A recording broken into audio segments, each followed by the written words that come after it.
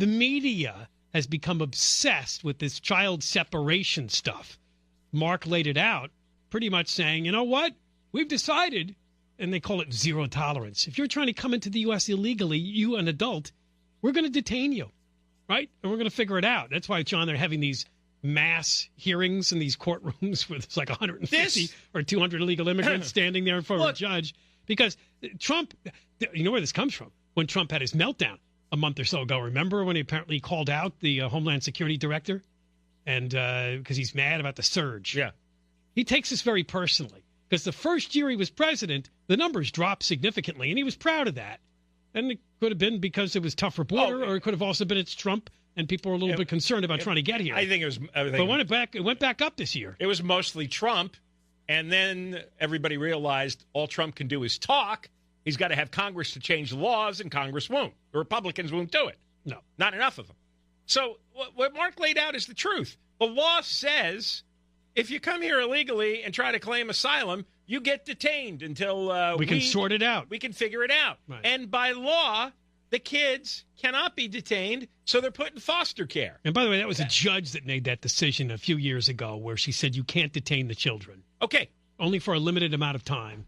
The law is the and law. Then that basically turned over to child services. The judge decision has stood. So what are you going to do? And this is where you have extreme media bias, propaganda. Who don't understand the simple truth. Well, that if you want to end this kind of policy, we're open border. Because now everybody knows if they bring a child to the border, we're loose. We're gone. By the way, we have to all be released. You'll never see us again. De facto, we've immigrated illegally into the country. Open border. And the law was enforced up until Obama took over in 2009. Right. So there were very few parents who brought their kids, claimed asylum, and tried to use their kids, as Mark said, as shields to get themselves in. Well, Obama changed that, so for 8 years the word went out, hey, bring your kids. They'll wave you through. You'll get the ticket for a hearing in 3 years. You don't have to show up. So Trump has said, no, we're not doing that policy. We're going to go back to the policy that existed for decades under Republican and Democratic presidents. Don't come here and try to use your kid as a shield. By law and by judges' ruling, you're detained. Kid goes to foster care. So don't come. Don't come. That's the answer to this. So a website, great name, thinkprogress.org, has this story. Members of Congress risked arrest protesting the Trump administration's child separation policy. They went to the border and immigration offices, U.S. Customs and Border Protection building in Washington, D.C. They chanted, they screamed, they yelled. Here you go. Here's some of the audio of that. Clip 2. I am here with my colleagues to say, no more family separations! I could not believe it when I heard that. I think this is Judy Chu, the congresswoman. Ripped out of the arms of their mothers.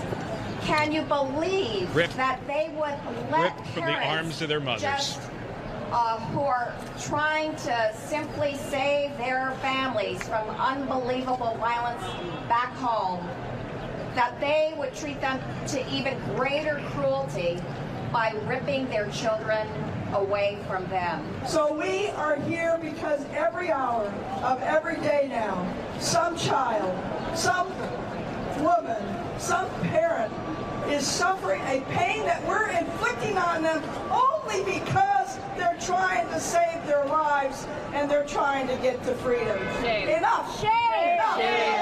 Oh, the shame one. John's favorite, shame. Shame. I am horrified. I'm horrified. As a mother of an 18-month baby and a 7-year-old girl who it's are witnessing witnessing this, to know that just this morning we found out that there is a 4-month-old who was ripped from her parents' arms. Ripped from her arms. It's like Saddam, remember ripping the babies out of the incubators? Ripped into pieces. And she is And then the body parts were tossed all over the... How can we do this? How can we have HHS looking at which different Walmart they're going to store children in cages? Which different Walmart they're going to store children I haven't heard that one before. Fascist country. We cannot fascist let country. Fascist, I got and his evil cronies. Oh, Trump and evil cronies. This is our This is America, fantastic. and we are the people. So I want you to join with me other people. And all these leaders here. So here's how you grab the Wow. debate emotionally without any facts. Yeah. Because basically we would be an open border country if we just said, that's fine.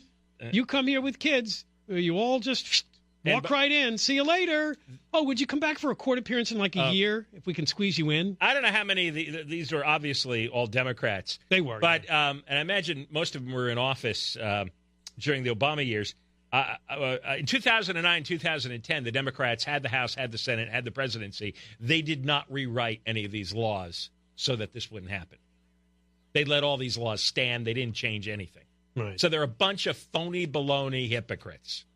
I mean, some of these people have been in office forever. When we come back, today was the day that the judge in Orange County, this David O. Carter, wanted to plan Orange County to house these homeless people in all the cities of Orange County. We'll talk about it.